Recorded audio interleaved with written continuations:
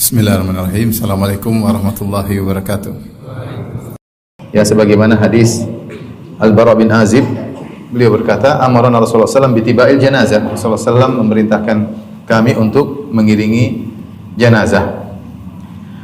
Kemudian disunahkan alla yansarif aidan illa ba'da an yudfan al-mayyit. Jangan dia balik kecuali setelah mayat dikuburkan. Sunnahnya demikian. Tunggu sampai dikuburkan baru kemudian balik. Karena pahalanya besar. Kata Rasulullah SAW, man syahidal janazata hatta yusalla 'alaiha falahu khirat. Barang siapa yang menghadiri jenazah, melayat jenazah sampai disolatkan, maka bagi dia pahala 1 qirat. Wa man syahida hatta tudfan kana lahu qiratan. Siapa yang mengikuti jenazah sampai dikuburkan, bagi dia 2 qirat. Qila wa mal qiratan? Dikatakan, wahai Rasulullah, apa itu al-qiratan? Qala mithlul jabalain al-azimain. Ya, seperti 2 gunung yang besar. Jadi dia akan mendapatkan 2 qirat. Yang 1 qirat seperti gunung yang besar. Adapun para wanita, fala yustahabbu lahunna dzalik. Wanita tidak disunnahkan untuk mengiringi jenazah. Bal huwa khilafu sunnah. Ini kata penulis Fiqhul Manhaji. Bahkan ini menyelisih sunnah. Wa khilafu wasiyati Rasulillah sallallahu alaihi wasallam, dan juga menyelisihi wasiat Rasulullah sallallahu alaihi wasallam. Jadi perempuan jangan apa? Ikut jenazah. Meskipun tidak sampai pada derajat haram, tapi ini menyelisih sunnah dan menyelisihi wasiat Nabi sallallahu alaihi wasallam. Dari Ummu Atiyah radhiyallahu anha, beliau berkata, nuhina an ittiba'il janaiz wa lam yu'zam alaina. Kami dilarang untuk mengiringi jenazah tetapi tidak ditekankan, artinya tidak sampai pada derajat haram. Ya. Dalam hadis yang diriwayatkan Ibnu Majah dari Ali bin Abi Thalib radhiyallahu anhu, beliau berkata, kharaja Rasulullah SAW fa idza niswatun julus. Rasulullah SAW keluar, tiba-tiba Rasulullah SAW melihat para wanita sedang duduk. Faqala ma yujlisukunna, apa yang buat kalian duduk di sini? Para wanita menjawab, nantadhirul janazah, kami nunggu jenazah lewat. Qala hal tughassilna, kalian ingin nunggu jenazah buat apa? Mau mandikan? Qulna la, kata mereka tidak. Qala hal tahmilna, kalian nunggu jenazah apa? Mau ngangkat keranda jenazah? Qulna la, kata para wanita tersebut tidak. Ya. Qala hal tudlina fi man yudli, ya. Apa kalian mau menurunkan mayat di kuburan? Kata mereka tidak. Kalau gitu buat apa? Farji'na ma'zuratin ghairu ma'juratin. Baliklah kalian dengan membawa dosa dan tidak mendapat pahala. Ya. Tetapi yang wanita hanyalah, ya, artinya para wanita tidak disunahkan untuk mengiringi jenazah dan tidak disunahkan menghadiri kuburan. Dan ini tentu menyelisih apa yang terjadi di zaman sekarang, ya. Para wanita ikut kemana? Ke jenazah, kemudian menghadiri penguburan. Memang tidak sampai pada derajat haram, tetapi ini menyelisih apa? Sunnah. Menyelisih dalam mazhab Syafi'i ini menyelisih sunnah dan menyelisih, kata dia, wasiat Rasulullah sallallahu alaihi wasallam. Tapi adapun adab-adab mengiring jenazah, pertama disunnahkan untuk mengiringnya dalam kondisi berjalan. Ya. Adapun kalau dia ingin naik kendaraan, disunahkan baliknya naik kendaraan tidak apa-apa. Tapi kalau perginya disunahkan apa? Berjalan kaki. Ya. Ini tentunya di zaman Nabi SAW dekat, tentunya dari proses penyolatan sampai ke tempat kuburan dekat. Tapi kalau jauh berkilo-kilo memang tentunya tidak, ya. Tapi kalau dekat maka jalan kaki, ya. Al-Imam Al-Bukhari meriwayatkan dari Thauban bahwasanya Rasulullah SAW utiya bidabbah. Rasulullah SAW didatangkan kepada beliau tunggangan. Wa huwa ma'al janazah, Rasulullah SAW sedang bersama jenazah. Fa aba an yarkabaha, Rasulullah SAW enggan untuk naik tunggangan tersebut. Falaman sarafa, tatkala selesai dari menguburkan jenazah, utiya bidabbatin farakiba. Didatangkan lagi tunggangan, Rasulullah SAW naik. Maka orang heran, ya Rasulullah, tadi waktu pergi ngantar jenazah engkau tidak mau naik kendaraan, tapi ketika pulang engkau mau naik kendaraan. Kata Nabi SAW, innal malaikata kanat tamshi. Tadi waktu saya bawa jenazah, malaikat juga ikut dan mereka berjalan. Falan akun li arkaba wa hum yamshun. Aku tidak ingin naik kendaraan sementara malaikat apa? Berjalan. Falamma dhahabu rakibtu. Tatkala mereka sudah pergi maka aku naik kendaraan. Ini hal yang gaib, ya, hal yang gaib. Artinya seorang muslim ketika dia dibawa ke kuburan, malaikat mengiringnya sebagai bentuk penghormatan kepada seorang muslim, ya. Dan Rasulullah diperlihatkan malaikat tersebut, dan para malaikat tersebut tidak naik kendaraan, maka Nabi tidak mau naik kendaraan. Ketika setelah dikuburkan malaikat pergi, makanya Nabi mau naik tunggangan. Tentunya ini tidak sampai derajat wajib jalan kaki, enggak, tapi disunahkan untuk menggiring jenazah dalam kondisi berjalan kaki. Kemudian di antaranya diharamkan membawa jenazah dalam kondisi muzriyah, dalam kondisi yang tidak mengenakan, dalam kondisi terhina misalnya, atau kondisi yang membuat dia mudah jatuh, ya. Jangan seperti itu. Mayat ini seorang muslim dihormati ketika dia hidup maupun sudah meninggal dunia. Dan disunahkan untuk dibawa di atas keranda, apalagi kalau dia wanita dianjurkan di atas tabut, yaitu dalam sebuah kotak supaya dia lebih tertutup. Ya, kalau sekarang sudah ada keranda kemudian ditutup dengan apa? Dengan kain, ya. Intinya supaya tidak terlihat bentuk tubuhnya, itu lebih baik. Kemudian dimakruhkan untuk lagat, untuk ngobrol-ngobrol, bicara-bicara yang tidak ada manfaatnya ketika sedang menggiring jenazah. Bahkan tidak disunahkan untuk angkat suara ketika mengiring jenazah, meskipun dengan baca Al-Quran, tidak boleh. Tidak ada zikir, tidak ada baca Quran, tidak ada zikir, tidak ada yang lain, diam kemudian mengiring jenazah. Untuk apa? Ya, hendaknya dia sibuk untuk mengganti itu semua dengan bitafakkur fil maut wa ta'ammul fi aqibati amrihi. Dia jalan dengan tenang, merenungkan tentang mayat, bahwasanya dia akan seperti itu suatu hari, ya. Dia tidak boleh baca Quran, tidak boleh zikir, tidak boleh cerita sana cerita sini. Dalam hadis kata Rasulullah SAW, la tutba al janazatu bi sautin wala narin. Jenazah tidak boleh digiring dengan ada suara maupun dengan api. Nanti akan disebutkan bahwasanya Imam Nawawi rahimahullah menganggap seorang ketika menggiring jenazah dengan baca Quran termasuk bid'ah munkarah, bid'ah yang munkarah. Meskipun niatnya baik, tapi bid'ah karena menyelisih sunnah. Sunnahnya tidak perlu dengan bacaan apapun, tidak perlu dengan suara zikir Al-Quran, dia fokus untuk menggiring mayat, merenungkan tentang hari akhirat, bahwasanya dia akan seperti itu. Kemudian yang afdal adalah para penggiring berjalan di bagian depan jenazah, dekat dengan jenazah, karena mereka adalah syufa'a laha, mereka adalah pemberi syafaat, jadi menggiring, mengantarkan mayat untuk menghadap Allah Subhanahu wa taala. Jadi mereka di depan para mayat tersebut, ya. Abu Daud meriwayatkan dan yang lainnya dari Ibnu Umar radhiyallahu anhuma. Ibnu Umar berkata, "Ra'aitu Nabi sallallahu alaihi wasallam wa Abu Bakr wa Umar yamshuna amamal janazah." Aku melihat Abu Bakar, Umar, mereka berjalan di depan jenazah. Ani Nabi sallallahu alaihi wasallam, "Ar-raqibu yasiru khalfal janazah wal masyi khalfaha wa amamaha." Orang naik kendaraan belakang jenazah, jadi ini menunjukkan boleh juga naik kendaraan, tapi sunnahnya tadi apa? Jalan kaki. Adapun jalan kaki di belakang dan di depan, tapi harus ada yang di depan. Sunnahnya harus ada yang di depan, terutama orang-orang soleh yang seakan-akan mereka adalah pemberi syafaat bagi mayat tersebut. Jadi kalau yang jalan kaki depan, kanan, kiri, belakang, yang naik kendaraan di belakang. Kemudian dikatakan sini dalam la mani'a min an yushayyi al-muslimu janazata qaribihil kafir, tidak mengapa seorang muslim menggiring jenazah kerabatnya yang kafir, wala karahata fi dzalik, dan tidak makruh. Yang dilarang adalah mendoakan mayat kafir dengan rahmat dan ampunan. Adapun bela sungkawa artinya kita datang menggiring, maka tidak jadi masalah. Kemudian tusannu ta'ziyatu ahlil mayyit khilala 3 ayyam. Disunahkan untuk mentakziah. Takziah itu bela sungkawa, menghibur keluarga mayat selama 3 hari. Berarti kan selama 3 hari. Minal maut, sejak kematiannya selama 3 hari. Misalnya dia meninggal hari Kamis, berarti disunahkan sampai Jumat, Sabtu, Minggu. Disunahkan dia untuk bela sungkawa, datang ke rumah keluarga untuk bela sungkawa.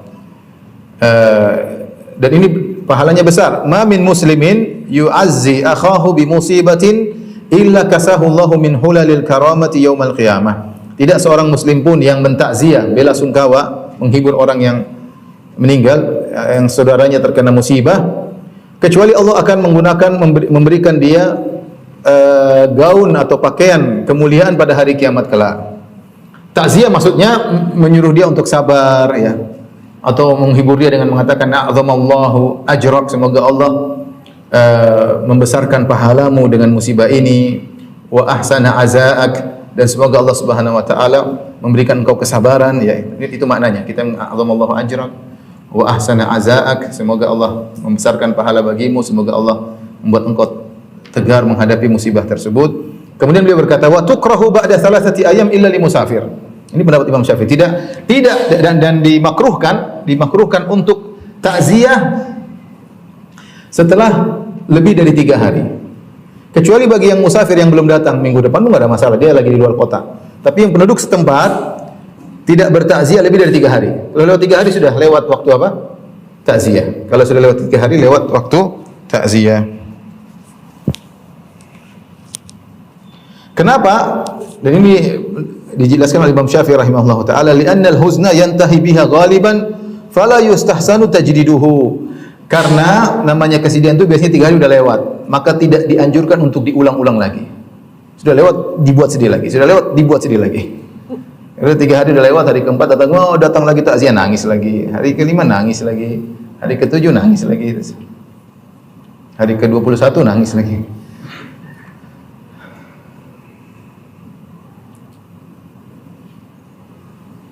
Kama yukrahu tikraruha, dan juga dimakruhkan diulang-ulang. Antum selama 3 hari jangan 3 kali ke situ ya. Itu sekali udah cukup ya. Ya, musibah seorang mukmin sabar ya.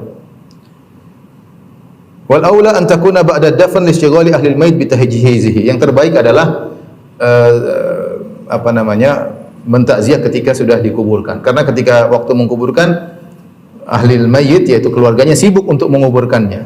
Setelah mereka melepaskan kerabat yang meninggal dia balik, itu saatnya sedih ya, sedih juga, maka perlu datang untuk mentakziah. Illa in ishtadda huznuhum fataqdimuha aula. Kecuali kalau pas meninggal benar-benar mereka sangat sedih, maka dianjurkan untuk ditakziah meskipun belum dikubur. Muasatan lahum, dalam bentuk untuk menghibur mereka. Bagaimana cara kita takziah? Kita mengatakan a'zamallahu ajrak. A'zamallahu ajrak. Artinya semoga Allah membesarkan pahalamu. Wa ahsana azaak, dan semoga Allah Subhanahu wa taala memperindah yaitu kesabaranmu dalam menghadapi musibah tersebut. Wa ghafara limayyitik, semoga Allah mengampuni keluarga kalian yang meninggal dunia. Wa awadaqallahu an musibatika khairan, semoga Allah mengganti musibahmu dengan yang lebih baik.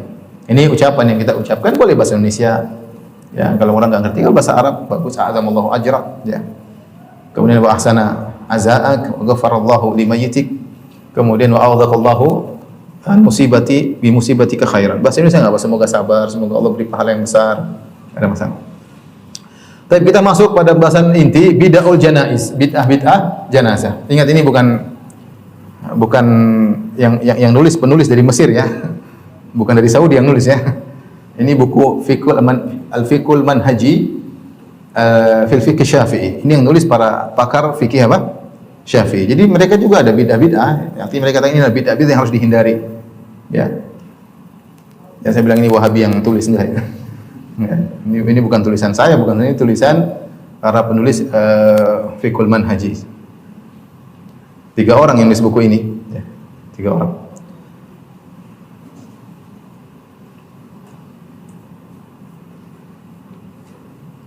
Ada Dr. Mustafa Al-Khin, kemudian Dr. Mustafa Al-Hugha, kemudian Ali Syarjaji atau salah ya.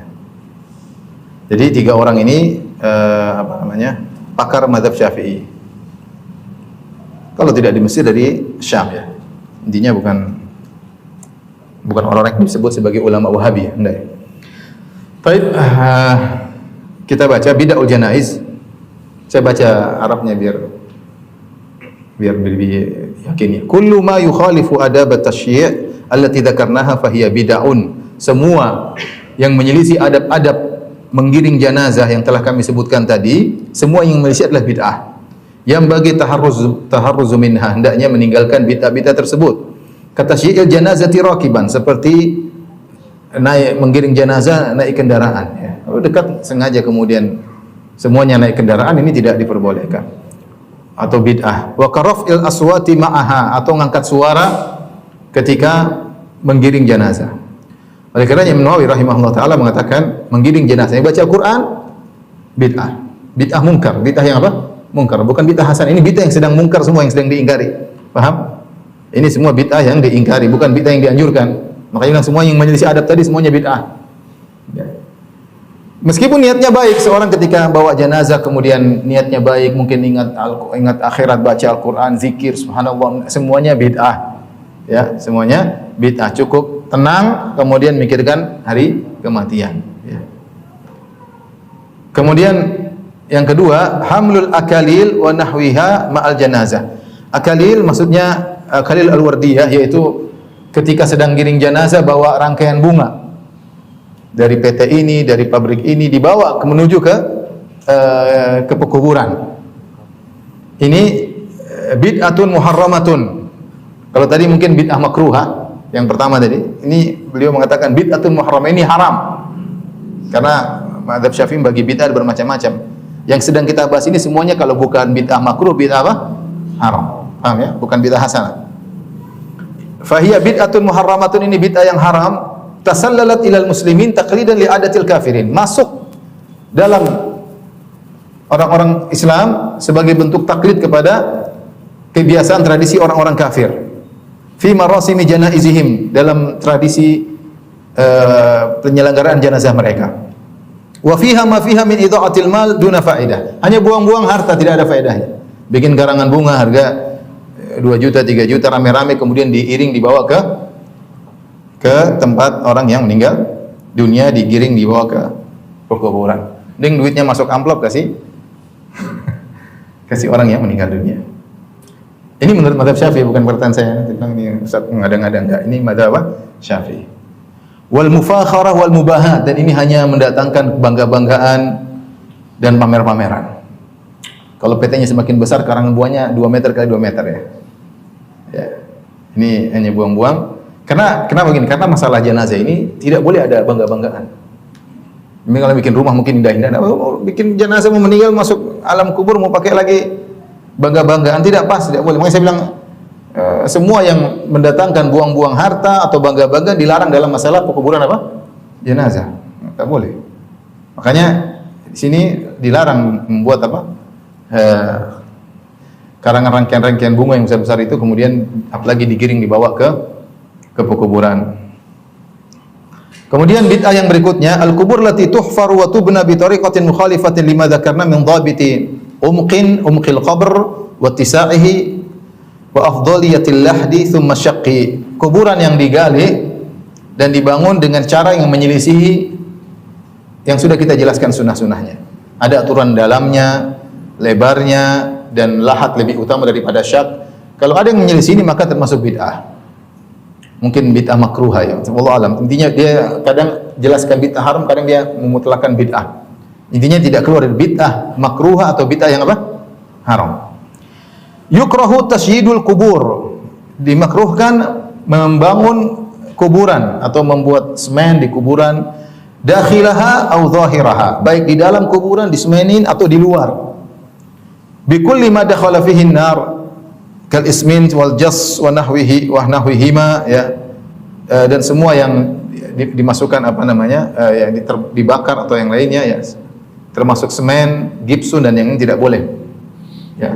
Kemudian dimasukkan, dibuat kuburannya, dibuat rapi di dalamnya, kemudian di luarnya, ini semua tidak boleh. Sebagaimana dalam hadis riwayat Muslim dari Jabir bin Abdullah, nah Rasulullah SAW an yujassasal qabru. Rasulullah SAW melarang di kuburan di tajsis, dikasih kapur atau semacamnya. Wa huwa an yudha alaihi al-jis wa huwa ma yusamma bil gibsin. Gips ya, apa? Sekarang disebut dengan apa? Gibsun ya. Iya, jadi itu tidak boleh. Kemudian kata beliau, fa in bunya birrukham, kalau dibangun dengan keramik atau semacamnya, marmer, keramik ya, kana haraman. Ini haram. Haram. Di mukhalafatihi syadidah li nahi Rasulullah sallallahu alaihi wasallam, karena penyelisihan yang berat terhadap larangan Nabi sallallahu alaihi wasallam. Wa lima fi dzalika min idha'atil mal, karena ini buang-buang harta. Al manhi anhu syar'an, yang dilarang secara syariat. Wa ma fihi minal mubahat, dan juga pada pembuatan dengan rukham, dengan marmer, ini hanya bangga-banggaan, wal mufakhara, pamer-pameran ya, al maqita fi, yang dibenci dalam syariat Islam. Orang, karena saya katakan tadi benar, kuburan jadi bangga-banggaan ya. Kalau bisa dibesar-besarin, bawa besar, kasih marmer lah. Di rumah aja pakai tegel biasa, kuburannya pakai marmer. Buat apa ya? Makanya saya bilang, kuburan itu bukan untuk buang-buang duit, orang meninggal selesai. Ya, kecuali tanahnya harus dibeli, ya beli. Seperti saudara-saudara kita yang tinggal di Australia, mereka kumpul duit ya. Saya ingat saya kemarin, saya waktu terakhir ke sana, mereka bilang untuk kuburan Muslim $7.000 Australia. Jadi mereka ada arisan untuk kuburan, masya Allah. tiap hari arisan, tiap minggu arisan untuk persiapan apa? Kuburan. Kalau yang murah dibakar, apa namanya? Hah? Kremasi. Anak sering salah bilang kremasi. Kremasi ya? Kremasi. Itu murah kalau nggak salah $3.000. Jadi kalau nggak punya duit, kremasi. Nah, kalau tanah kan harus beli, jadi $7.000 ya. Kalau itu ya terpadan, itu pun tidak dihias-hias ya. Jadi kuburan bukan tempat hias-hias. Karena orang akhirnya bangga-banggaan kuburan mewah, lihat bapak saya dikubur di sana. Jadi bangga-banggaan, suatu yang bukan untuk dibangga-banggakan. Kemudian yukrahu karahiyatu tahrimin, perhatikan. Haram. Ada makruh ada dua, makruh tanzih, makruh haram. Makruh tanzih itu makruh yang kita sering pahami, kalau dikerjakan tidak mengapa tapi dibenci. Tidak berdosa tapi apa? Dibenci. Ada makruh tahrim. Ulama sering menggunakan kata yukrahu. Harus diteliti apa maksudnya makruh. Kadang makruh artinya makruh yang sebagaimana kita pahami, terkadang makruh maksudnya apa? Haram. Ya. Di antaranya yukrahu karahiyata tahrimin tasnimul kuburi wal bina 'alaiha. Diharamkan meninggikan kuburan, apalagi bangun sesuatu di atas apa? Kuburan. Ala nahwi alladhi yaf'aluhu katsiru minan nas al-yawm, kata beliau, kata mereka bertiga, sebagaimana yang dilakukan oleh banyak orang pada hari ini. Ya, di mana-mana, bukan cuma di Indonesia, di Mesir, di Syam, ini kan penulis orang Arab ini. Kecuali di Arab Saudi enggak ada. Ya. Semua kuburan rata ya. Kata beliau, ala nahwi, hukumnya haram, bukan makruh. Ala nahwi alladhi yaf'aluhu katsiru minan nas al-yawm, sebagaimana dilakukan oleh banyak orang pada hari ini. Wa sunnah alla yurfa'ul qabru 'anil ardi aktsara min shibrin wahid. Sunnahnya kuburan tidak boleh ditinggikan lebih dari 1 jengkal. Linnahyi an kulli dzalik, karena larangan akan perbuatan ini semua. Imam Muslim meriwayatkan dan yang lainnya dari Ali bin Abi Thalib radhiyallahu anhu, qala li Abil Hayyaj al-Asadi. Imam Muslim berkata kepada Abu Hayyaj al-Asadi, "Ala aba'atsuka ala ma ba'athani alaihi Rasulullah sallallahu alaihi wasallam, maukah aku tugaskan engkau sebagaimana yang Rasulullah SAW pernah tugaskan kepada aku?" Kata Ali, "Wahai Abu Hayyaj al-Asadi, maukah aku tugaskan engkau sebagaimana aku pernah ditugasi oleh Nabi sallallahu alaihi wasallam? Allah tada timsalan ila tamastahu, tidak kau biarkan ada patung kecuali kau ratakan atau kau hancurkan. Wala qabran musyrifan illa sawaitahu, dan tidak ada kuburan yang tinggi kecuali kau ratakan." Jadi meratakan kuburan sunnah Nabi, dan Rasulullah pernah sallallahu alaihi wasallam pernah menugaskan Ali bin Abi Thalib untuk meratakan apa? Kuburan. Itu manhaj, ini mazhab Imam Syafi'i. Ini dilanggar oleh banyak orang enggak sekarang? Dilanggar. Bila udah kuburan wali sudah tinggi luar biasa, bikin kubah, bikin ya. Sampai mari saya ketemu sebagian orang, ya Ustaz benar itu yang Ustaz bilang. Kita kalau pergi ke kuburan ada sholat tahiyatul kuburan ya. Maksudnya bukan sholat tahiyatul kuburan, sholat dulu, baru kemudian ambil Quran, baca di situ dan macam-macam. Dibuat bangunan seperti masjid. Bahkan itu adalah saingan bagi masjid-masjid. Betapa banyak orang lebih khusyuk ke kuburan beribadah daripada pergi ke rumah Allah Subhanahu wa taala. Ini hukumnya haram, bukan makruh. Ini yang dirojikan oleh para fuqaha Syafi'iyah di dalam buku ini. Kata mereka, karahiyatut tahrim. Yukrahu karahiyatut tahrimin. Hukumnya adalah haram. Dalilnya tadi, Rasulullah perintah ratakan. Oleh karenanya dilakukan oleh pemerintah Arab Saudi ketika setelah mereka menduduki Madinah, maka kuburan-kuburan dibakar dulu sempat tinggi-tinggi, diratakan. Membuat sebagian orang marah. Padahal ini sunnah Nabi SAW. Yang suruh Nabi, bahkan Nabi pernah menyuruh siapa? Ali. Dan Ali meneruskan tugas tersebut. Nyuruh Abul Hayyaj al-Asadi. Ya. Wah, ini menyelisihi tradisi, ini biasalah, kenapa jangan terlalu berlebihan. Nabi yang suruh. Hukumnya haram, bukan lagi apa? Makruh, tapi hukumnya haram. Kemudian di antara bid'ah jenazah an-nadbu 'alal mayyit bi ta'didi syama'ilihi, yaitu menyebut-nyebut kebaikan-kebaikan mayat. Dia dulu begini. Ini enggak boleh. Ada dua model. Pertama an-nadb, yang kedua niyahah. Niyahah meratapi mayat. Kenapa kau pergi? Kenapa kau ini? Dua-duanya tidak boleh.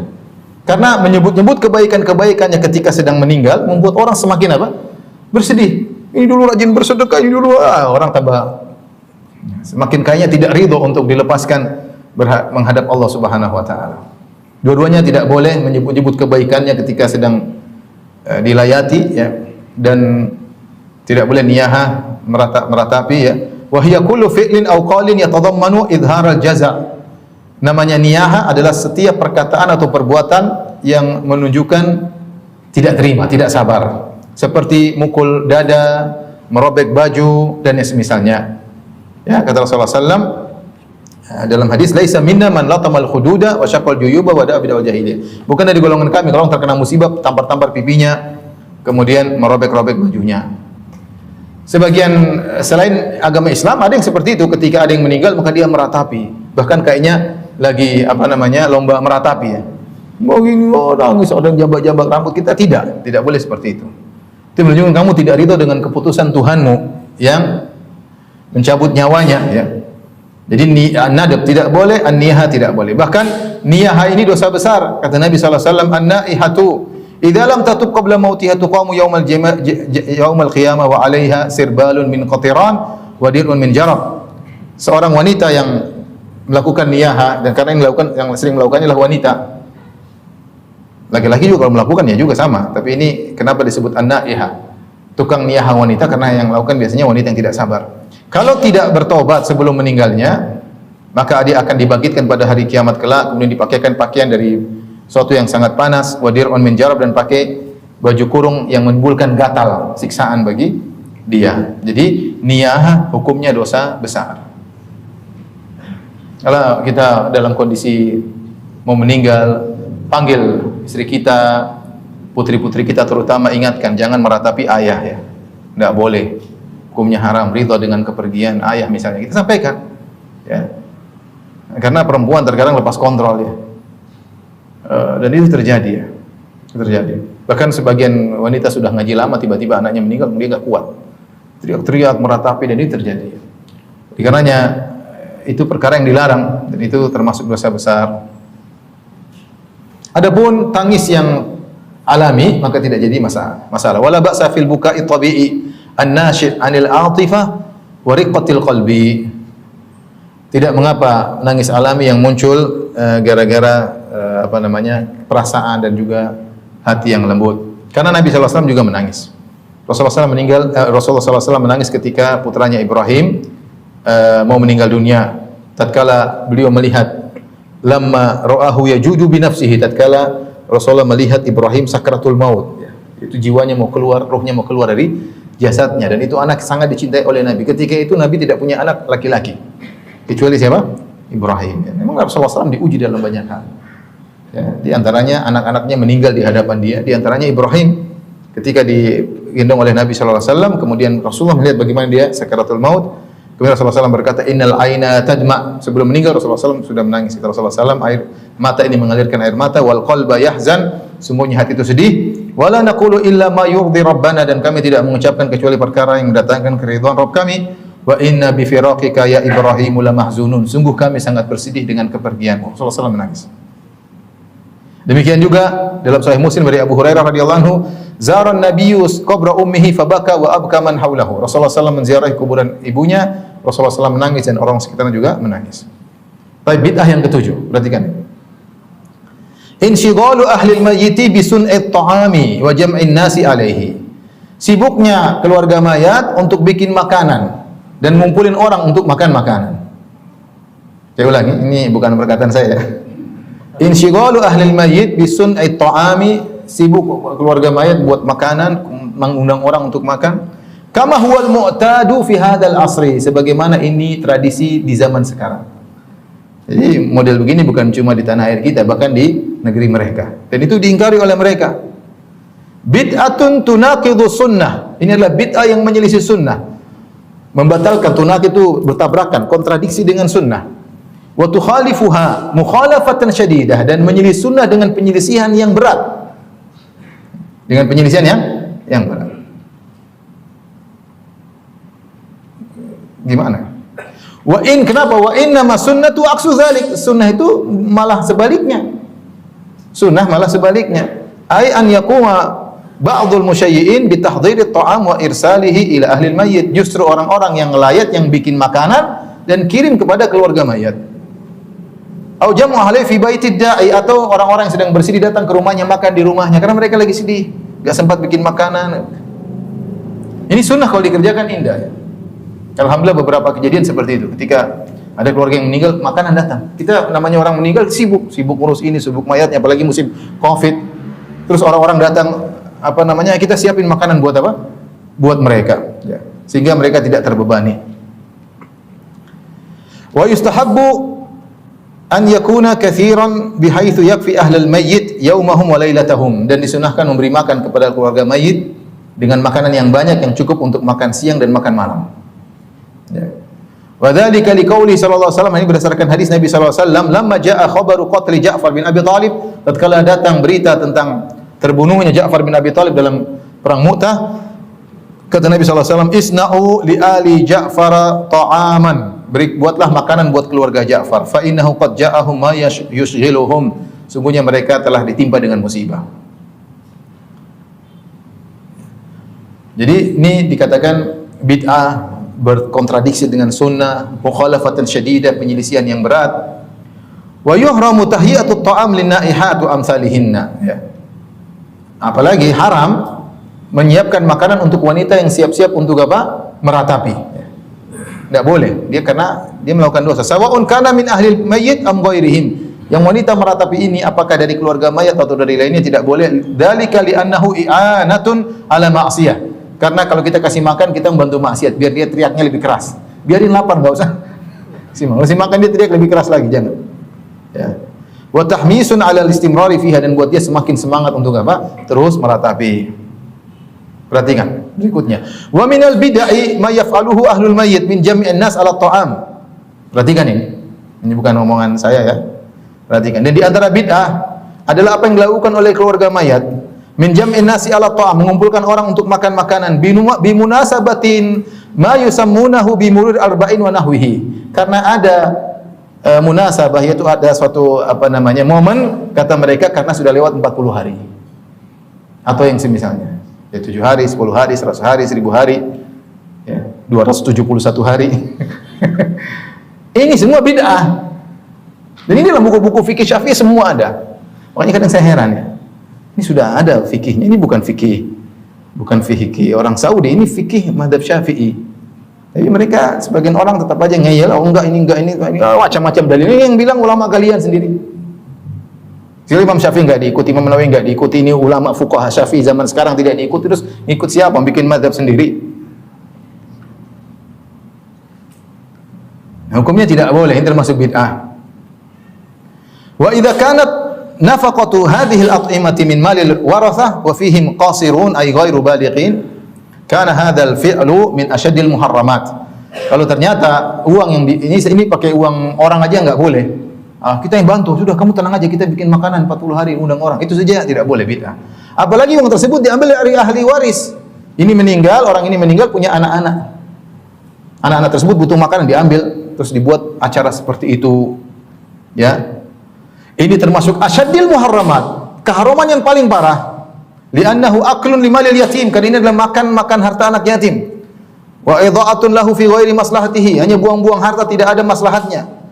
Wa yashtariku fi irtikabil haram muharrama kullu man min ad-da'i wal akil, dan semua bersatu padu dalam keharaman, baik yang memanggil maupun yang makan.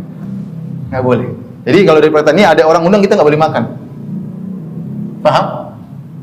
Mau diulang lagi. Jadi tidak boleh bikin acara-acara hari 40, hari 70 boleh makan. Uang dari orang lain pun tidak boleh. Apalagi uang dari ahli waris. Apalagi sampai ngutang sana ngutang sini, ya akhi. Tidak ada faedahnya. Tidak ada faedahnya. Bahkan termasuk apa? Bid'ah. Yang dilakukan tidak dapat pahala, bahkan bisa berdosa tadi, bisa jadi berdosa. Di antara bid'ah, kata para penulis, qiraatul Qur'ani fi mahafila rismiyatin li ta'ziyah. Baca Al-Qur'an ada acara resmi untuk takziah. Kumpulin semua takziah, bikin perkumpulan kemudian baca Qur'an.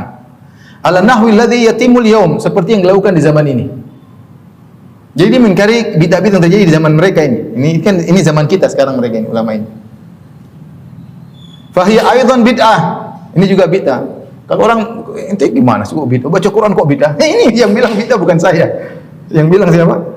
Mereka. Ulama Syafi'iyah. Bukan ulama Wahabi atau yang kalian bilang Wahabi atau ya. Fahiya aidan bid'ah, ini juga bid'ah. Wa inna ma tusannu ta'ziyatu ahli al-mayyit khilala 3 ayyam. Hanya disunnahkan takziah kepada keluarga mayat selama 3 hari min mautihi ittifaqan. Yaitu sejak kematiannya secara ya enggak sengaja lewat, bukan bikin acara resmi, enggak ada bikin acara resmi. Ya datang orang meninggal datang segala, bukan kita kumpul jam sekian rame-rame bikin acara rame-rame, yang mau takziah datang jam 7, enggak begitu. Ya datang aja. Tidak perlu bikin acara-acara resmi. Aiduna an ya'ida aqaribul mayyit al-uddata laha atau al-iddata laha. Al-iddata laha. Bukan keluarga mayat bikin suatu janji pertemuan, enggak. Jadi ittifaqan, maksud ittifaqan itu ya jalan seadanya ketemu bukan bikin acara khusus, enggak. Taib, inilah bid'ah-bid'ah yang terjadi pada jenazah ya. Yang harusnya kita hindari. Taib, pembahasan terakhir masih ada waktu tentang ziaratul kubur. Saya baca ziaratul kubur allati dufina fiha al-muslimun mandubatun lirijal bil ijma'. Menziarahi kuburan yang di situ yaitu pemakaman yang di situ kaum muslimin dikuburkan, hukumnya sunnah bagi laki-laki dengan ijma' ulama. Artinya menunjukkan bagi wanita ada khilaf. Bagi wanita ada khilaf. Untuk laki-laki ijma' dianjurkan untuk ziarah kubur. Liqaulihi sallallahu alaihi wasallam fil hadits sahih. Berdasarkan sabda Nabi sallallahu alaihi wasallam dalam hadis yang sahih, kuntu nahaitukum an ziyaratil kubur fazuruha. Dulu aku pernah melarang kalian ziarah kubur. Aku pernah melarang. Sekarang ziarahilah. Sebenarnya menjelaskan dalam suatu bab disebutkan kalau enggak salah perkataan Muhallab, kenapa Rasulullah SAW melarang, dalam suatu bab disebutkan karena Rasulullah takut orang terjumus dalam kesyirikan. Ya, karena masih ada sisa-sisa baru masuk Islam. Ketika iman sudah kokoh maka ziarahi. Fa innaha tudzakkirul akhirah, karena menziarahi kubur itu akan mengingatkan akhirat. Wa qad marra ma'aka haditsu ziyaratihi sallallahu alaihi wasallam qabra ummihi, dan telah lalu bagaimana engkau tahu hadis tentang ziarah kuburan di mana Nabi menziarahi kuburan ibunya. Wala yundabu laha waqtun muhaddad, dan tidak disunnahkan waktu tertentu. Kapan saja mau ziarah silakan. Tidak ada maksudnya dikatakan sunnah ziarah kubur tanggal 1 Ramadan, enggak ada. Atau sunnah ziarah kubur tanggal 1 Syawal, enggak ada ya. Bahkan kalau 1 Syawal kayaknya kurang pas karena itu hari senang-senang ya. Hari senang-senang, ada 2 tanggal 3 tapi kalau seorang ingin menziarahi kuburan karena kebetulan momennya pas lagi liburan, lagi pulang kampung, oke. Tapi jangan meyakini bahwasanya ziarah kubur 1 Ramadan sunnah, ziarah kubur 1 Syawal sunnah. Yang bilang tidak sunnah penulis mazhab Syafi'i. Beliau mengatakan wala yundabu laha waqtun muhaddad. Tidak ada waktu tertentu dikatakan sunnah ziarah apa? Kubur. Jadi ziarah kubur kapan saja, mau siang, malam, sore, maghrib terserah. Mau tanggal 1 Ramadan, 2 Ramadan, sebelum Ramadan, setelah Ramadan terserah. Kalau ada yang ingin ziarah pas Ramadan silahkan, tapi tidak dikatakan apa?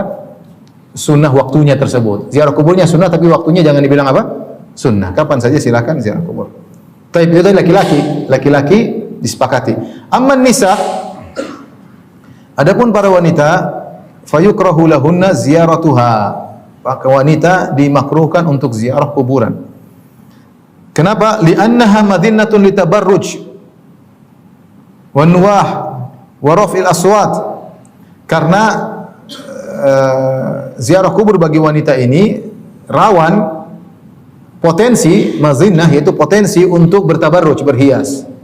Dan sebagian wanita keluar ke kuburan pakai pakaian yang menggoda, kemudian pakai lipstik dan macam-macam, pakai spidol di wajahnya. Pergi laki-laki antara nangis dan gembira melihatnya. Jadi makruh, hukumnya apa? Makruh. Kalaupun harus keluar maka jangan seperti itu, karena bertabarruj hukumnya tidak boleh. Jadi karena kemudian juga potensi dia untuk niyahah, untuk meratapi, potensi untuk angkat suara, jangan. Rawa Abu Dawud, Al-Imam Abu Dawud dalam sunannya, wa ghairuhu, dan juga selain Abu Dawud meriwayatkan an Ibni Abbas radhiyallahu ta'ala anhuma, dari Ibnu Abbas radhiyallahu anhuma, Rasulullah SAW bersabda, la'anallahu za'iratil kubur. Allah melaknat wanita-wanita penziarah kubur. Artinya wanita-wanita yang ziarah kubur kemudian melanggar aturan dilaknat, menunjukkan dosa besar. Mungkin dia ziarah kubur tapi meratapi, mungkin dia ziarah kubur tapi dia bertabarruj. Ini semua maksud dalam hadis ini. La'anallahu za'iratil kubur. Allah melaknat wanita-wanita penziarah kubur, yaitu yang ziarah kubur dengan melanggar. Walakin yusannu, mereka merajihkan penulis ini, walakin yusannu lahunna ziyaratu qabri Rasulillah sallallahu alaihi wasallam, tetapi disunahkan untuk ziarah kuburan Rasulullah sallallahu alaihi wasallam. Wa yanbaghi an yulhaq bidzalik qubur baqiyatil anbiya'i was salihin. Menurut ini kita bacakan bahwasanya demikian juga disunahkan, kalau disunahkan untuk ziarah kuburan Nabi sallallahu alaihi wasallam, maka disunahkan juga untuk ziarah kuburan orang-orang saleh.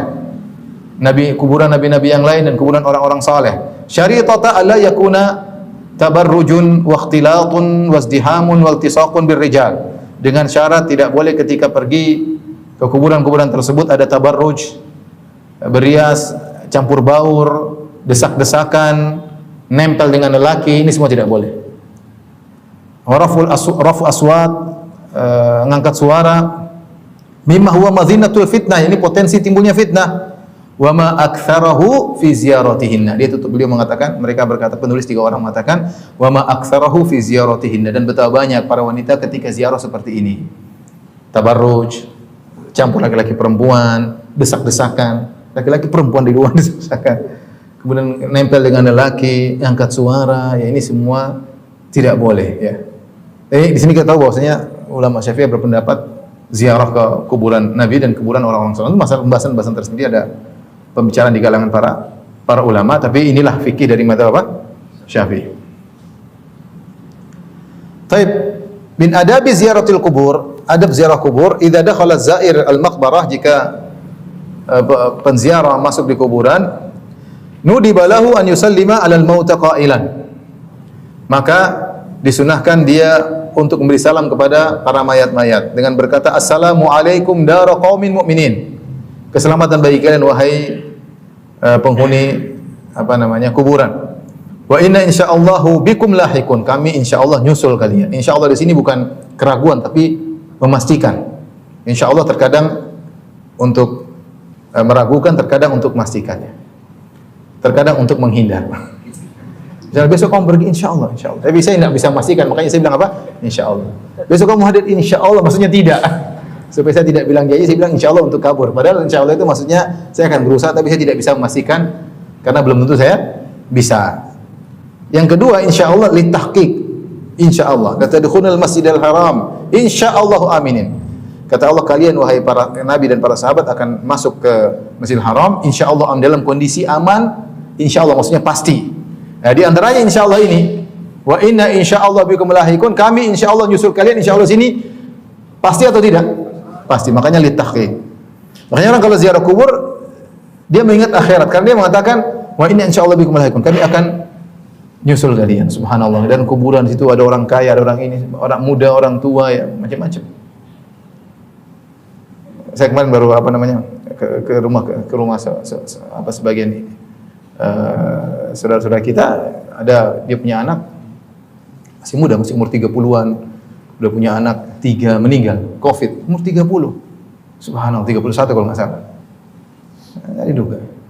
Kemarin juga ada umur berapa? 24 kalau enggak salah, enggak ada komorbid, enggak ada, sering olahraga teratur, meninggal.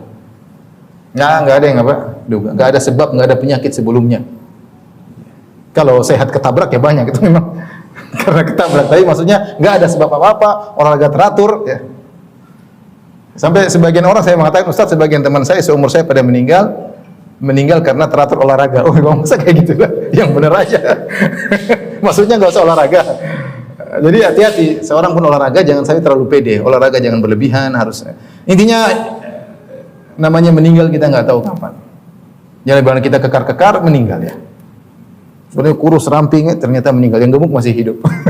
Ada sebagian gemuk cepat mati, yang kurus masih hidup. Nggak tahu. Makanya kematian tidak disyaratkan harus tua, tidak disyaratkan harus sakit, tidak disyaratkan harus ada komorbid, tidak disyaratkan harus kurus, tidak disyaratkan harus gemuk. Pokoknya kalau Allah ingin cabut nyawa seorang maka mati. Kalau mati bilang jantung, kena penyakit jantung. Ya, jantungnya udah berhenti ya gimana? Semua orang mati nggak tahu sebabnya dibilang apa? Jantungnya memang kalau dicabut nyawanya sudah jantungnya apa? Berhenti. Tapi intinya ya, banyak orang yang meninggal tanpa diduga. Wa kam min sahihin mata min ghairi illatin. Betapa banyak orang yang sehat walafiat tiba-tiba meninggal tanpa didahului sakit. Ya. Wa kam min sabiyyin yurtaja hayatuhu, ya, betapa banyak anak kecil ya diharapkan hidup panjang umur. Wa kam min fatan amsa wa asbaha dhahikan, betapa banyak pemuda yang sore hari, pagi hari masih tertawa, tahu-tahu waqad udkhilat ajsaduhum zulmatal qabri, tahu-tahu di malam hari dimasukkan ke dalam liang lahat. Subhanallah. Kafa bil mauti wa'idhan, sebagaimana diriwayatkan oleh sebagian sahabat mengatakan cukuplah kematian menjadi pelajaran bagi kita. Orang kalau maksiat berhenti dulu lah, karena kita enggak tahu kita meninggal dalam kondisi apa. Semoga Allah mengampuni dosa-dosa kita. Kemudian perhatikan, ini menurut mazhab Syafi'i, saya bacakan ya, kita amanah kita sampaikan. Wal yaqra indahum ma tayassara minal Qur'an. Hendaknya dia tidak menggunakan istilah disunnahkan. Tapi dia mengatakan hendaknya seorang penziarah kubur baca Al-Qur'an yang mudah bagi dia di kuburan. Baca Al-Fatihah ke surat apapun ya, dia baca di apa namanya? Di kuburan. Ini bukan masalah kirim pahala, jangan dicampur baurkan. Imam Syafi'i rahimahullahu taala, beliau berpendapat bahwasanya ngirim pahala baca Quran tidak sampai. Tetapi beliau berpendapat tidak mengapa baca Quran di kuburan. Bukan masalah kirim pahala kepada penghuni kubur, tetapi mereka ulama Syafi'iyah mengatakan kalau kita baca Al-Quran maka akan datang rahmat, dan sang mayat sangat butuh dengan rahmat. Dengan turunnya rahmat bagi orang baca Quran akan berefek bagi penghuni kubur. Ini bukan masalah baca Quran, karena sebagian ketika ada seorang yang bantah saya bilang Imam Syafi'i mengatakan bahwasanya kirim pahala tidak sampai. Mereka bilang, oh, gimana? Antum nggak tahu? Bukankah Imam Syafi'i mengatakan boleh baca Quran di kuburan? Ini masalah berbeda. Kalau dia jeli tentang fikih Syafi'i, dia tahu ini masalah berbeda. Ya. Masalah ini bukan masalah, makanya di sini disebutkan, tidak disebut masalah kirim baca Quran. Saya bacakan lengkapnya. Wal yaqra indahum ma tayassara minal Quran. Maka hendaknya seorang penziarah baca Quran di kuburan. Fa inna rahmata tanzilu haitsu yuqra'ul Quran. Karena rahmat Allah turun ketika dibacakan apa? Al-Quran. Ya. Tsumma yad'u lahum aqibal qiraah. Kemudian setelah baca Quran, jangan lupa doakan mereka. Ya. Wal yuhdi mithla thawabi tilawatihi li arwahihim. Ini pendapat lain lagi, ini pembahasan tersendiri. Lama Syafi'iyah terbagi menjadi dua dalam masalah ini. Sebagian mengatakan bacaan qiraat tidak sampai seperti pendapat apa Imam Syafi'i. Banyak mutaakhirin mengatakan ya bahwasanya sampai. Tapi Imam Nawawi menukil bahwasanya yang masyhur dari mazhab Syafi'i tidak sampai. Jadi yang itulah yang dirajihkan oleh Ibnu Katsir dalam tafsirnya. Tapi kita sampaikan dalam mazhab Syafi'i ada dua pendapat. Imam Syafi'i mengatakan apa? Tidak sampai. Sebagian ulama Syafi'i mutaakhirin menyatakan apa? Sampai. Untuk dihadiahkan kepada roh-roh mereka. Fa inna du'a marjuul ijabah. Karena doa diharapkan dikabulkan. Wa idza stujiba du'a istafadal mayyit min thawabil qiraah. Kalau doa dikabulkan, maka mayat akan mendapatkan faedah dari pahala baca Al-Quran.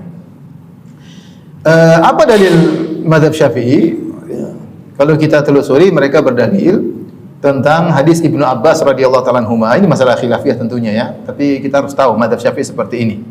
Ya, bahwasanya dibaca Al-Quran karena akan turun rahmat. Dikiaskan dengan hadis Nabi sallallahu alaihi wasallam dari Ibnu Abbas radhiyallahu anhuma, marra Nabi sallallahu alaihi wasallam bi qabrain faqala innahuma la yu'adzabani wa ma yu'adzabani fi kabirin amma ahaduhuma fakana yamshi bin namimah wa amal akhar fakana la yastanzi an bawlihi fa akhadha jaridatan ratbatan fashaqqaha nisfain thumma gharaza fi kulli qabrin wahidatan minhuma. Kata Ibnu Abbas, Rasulullah SAW melewati dua kuburan. Rasulullah mengatakan dua kuburan ini penghuninya sedang diadab. Mereka diadab bukan pada perkara yang besar. Artinya mereka bisa tinggalkan, tapi mereka tidak tinggalkan.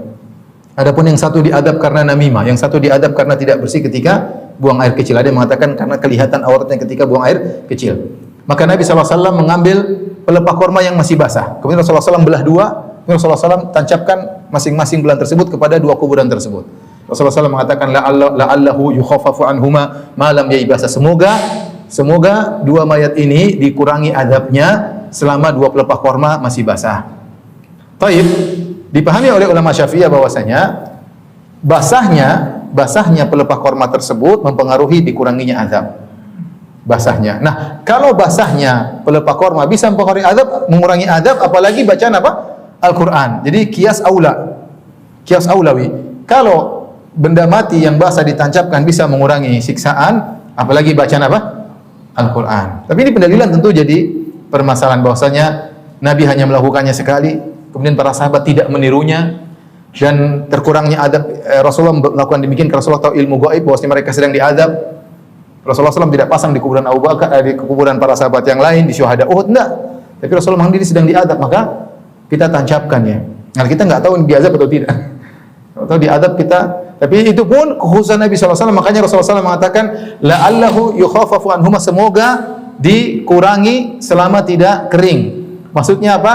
Kata para ulama, doa Nabi SAW memberi syafaat kepada dua orang ini, tapi syafaatnya bertempo sampai pelepah korma ini apa? Kering. Kalau sudah kering maka terlepas lagi syafaat Nabi SAW. Karena kalau kita melihat ini khusus Nabi SAW. Yang kedua, tidak ada kaitannya bahasa sesuatu dengan apa? Dengan dikuranginya adab. Ketika ditanya kenapa mengurangi adab, karena dia basah. Kenapa basah mengurangi adab? Karena sedang bertasbih. Kalau tasbih benda mati mengurangi adab, apalagi bacaan Quran orang hidup. Ini sisi kiasnya, paham? Ketika ditanya kenapa pelepah yang basah membuat adab dikurangi, kata mereka karena pelepah basah bertasbih kepada Allah. Kalau pelepah benda mati bertasbih kepada Allah mengurangi adab, apalagi bacaan Quran dari orang yang hidup. Dibantah. Nah, emang kalau pelepah kering tidak bertasbih? Yusabbihu ma fi samawati wa fil ard. Semua bertasbih kepada Allah Subhanahu wa taala. Tidak disebutkan yang basah-basah doang ya. Batu bertasbih, pohon korma bertasbih, makanan bertasbih. Jadi intinya demikian. Yang benar bahwasanya Allah alam bisawab, bahwasanya dikurangi adab tersebut karena doa Nabi sallallahu alaihi wasallam dan syafaat Nabi tersebut bertempo ya. Wallahu alam bisawab. Akhirnya sekarang orang banyak berinisiatif. Di antaranya ada yang pasang kendi, saya lihat sendiri pasang kendi isi air. Basah ya, basah. Ya, nyambung karena kelepah basah ya. Kalau pelepah korma mungkin basahnya 2 hari 3 hari. Kalau kendi bisa lama ya. Bisa lama, sehingga ini inisiatif berdasarkan hadis ini. Saya baca lagi kemarin ada yang melarang. Apakah ini pendapat fuqaha atau tidak? Artinya rumput-rumput tidak boleh ditebang. Kalau rumput biarin aja. Karena kalau kamu mencukur rumput-rumput di kuburan mengurangi kebasahan. Kalau mengurangi kebasahan repot, kasihan dia lagi senang basah-basah tidak boleh. Ada pendapat seperti itu. Jadi kita ini pengembangan dari pendapat tersebut. Intinya ini masalah khilafiyah. Saya ingin sampaikan masalah itu, tapi berhak untuk memilih. Kalau saya disuruh pilih, saya pilih pendapat bahwasanya tidak disunahkan apa? Demikian. Tapi kalau ada yang melakukannya, ya kita tidak melarang karena itu pendapat mazhab apa? Syafi'i. Paham? Ingat, ini semua dilakukan bukan untuk minta kepada penghuni kubur. Semua yang disebutkan oleh ulama Syafi'iyah, meskipun mungkin kita berselisih dengan mereka, semuanya adalah terkait dengan naf'ul mayyit, memberi manfaat kepada mayat. Bukan ngambil manfaat dari apa? Mayat. Entah baca Quran supaya turun rahmat, paham? Atau mengirimkan pahala bacaan, menurut pendapat sebagian ulama Syafi'iyah, semuanya memberi faedah kepada mayat. Bukan sebaliknya datang minta kepada mayat. Ya. Demikian, wabillahi taufik. Assalamualaikum warahmatullahi wabarakatuh.